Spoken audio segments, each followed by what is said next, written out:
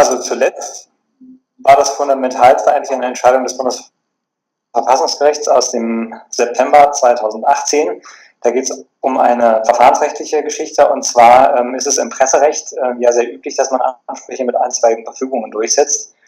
Und da ist ganz häufig das Verfahren so gewesen, dass der Betroffene von einer Presseberichterstattung einen Antrag eingereicht hat über seinen Anwalt, und dann fand eigentlich eine zweiseitige Kommunikation nur zwischen dem Gericht und dem Antragsteller Anwalt statt.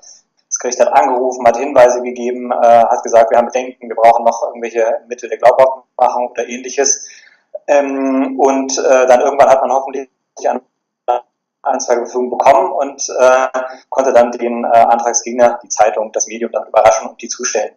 Und das ist seit langem kritisiert worden als Verstoß gegen das rechtliche Gehör, weil der Antragsgegner eben gar nicht beteiligt wird. Und dem hat das Bundesverfassungsgericht jetzt einen Riegel vorgeschoben und hat also das in dem Fall die Kölner Gerichte ganz massiv kritisiert für dieses Vorgehen und gesagt, Hinweise müssen immer an beide Parteien gegeben werden. Also wenn es Hinweise gibt, muss der Antragsgegner einbezogen werden. Das ist schon eine gravierende Änderung einer jahrzehntelangen Praxis.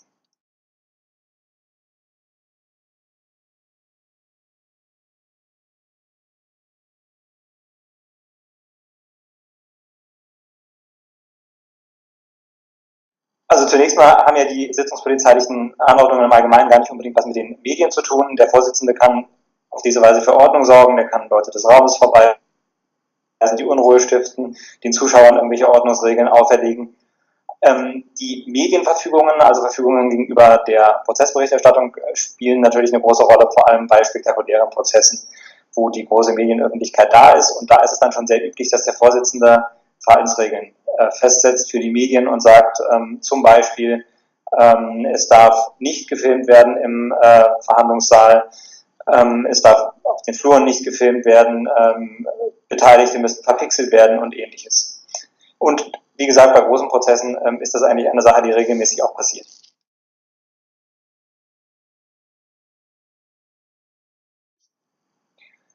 Also während der Verhandlung selber ist ja die Bildberichterstattung ohnehin durch das Gerichtsverfassungsgesetz untersagt. Was die Medien natürlich gerne machen, ist in den Verhandlungspausen vor der Verhandlung, nach der Verhandlung zu filmen, auch auf den Fluren, wenn der Angeklagte kommt zum Beispiel, weil man natürlich den Bericht irgendwie bebildern muss, wenn man schon nicht von der Verhandlung mit Bildern berichten kann.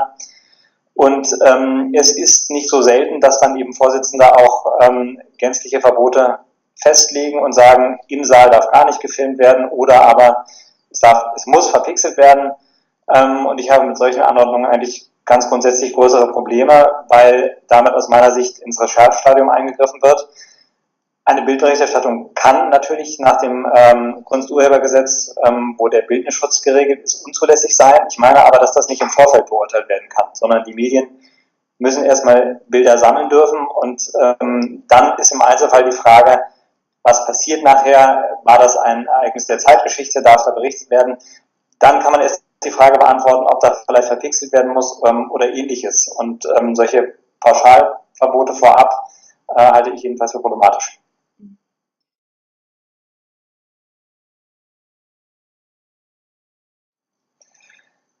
Also ich sehe eigentlich keinen großen Handlungsbedarf bei der Frage, was muss der Vorsitzende machen, was darf er verbieten. Das lässt sich im Grunde abstrakt wirklich nicht vorher festlegen durch das Gesetz. Also da gibt es eigentlich keine Lösung. Da muss man wirklich darauf vertrauen, dass da eine Abwägungsentscheidung kommt. Was aber wichtig wäre, dass man das verlässlich angreifen kann. Und da ist aus meiner Sicht der Gesetzgeber durchaus gefragt, weil es im Moment eine etwas unglückliche Lage gibt, dass zwischen dem Bundesgerichtshof und dem Bundesverfassungsgericht, weil nicht ganz klar ist, gibt es jetzt einen Rechtsbehelf vor den ordentlichen Gerichten oder muss man direkt zum Bundesverfassungsgericht gehen? Diese Unsicherheit sollte beseitigt werden. Und der zweite Punkt ist, dass eine Begründungspflicht solcher Anordnungen nicht festgelegt ist. Eine Begründungspflicht nehmen die Gerichte zwar an, aber wenn die Begründung fehlt, dann muss das betroffene Medienunternehmen trotzdem erstmal, ohne die Gründe zu kennen, in das Rechtsmittel gehen oder in den Rechtsbehelf und muss erstmal auf gut Glück dann das begründen und dann kann die Begründung in diesem Verfahren nachgeholt werden. Und das ist auch wieder eine etwas missliche Situation. Bei sonst Verfügungen zum Publikum und ähnliches meine ich, braucht man das nicht, aber bei den Medienverfügungen wäre es aus meiner Sicht sinnvoll, wenn Rechtmäßigkeitsvoraussetzung eine Begründung wäre.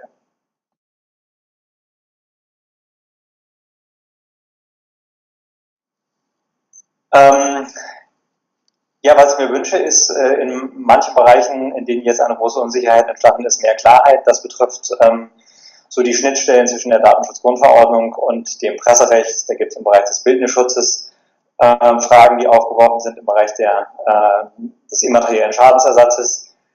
Dann wird man gucken müssen, wie sich die Rechtsprechung unter dem Netzwerkdurchsetzungsgesetz entwickelt, Haftung von Plattformen. Der Bereich wird ohnehin interessant, gerade auch wegen der Richtlinie, der EU-Richtlinie, Urheberrecht im digitalen Binnenmarkt, wo ja dieser Artikel 13 kontrovers diskutiert wird und ausgerufen wird, das Ende von YouTube, was ich im Moment erstmal für überzogen halte. Da wird man also sehen müssen, was da passiert. In den Bereichen wäre es schön, wenn man Klarheit hätte und die Unsicherheit beseitigt wird. Ja. Dankeschön.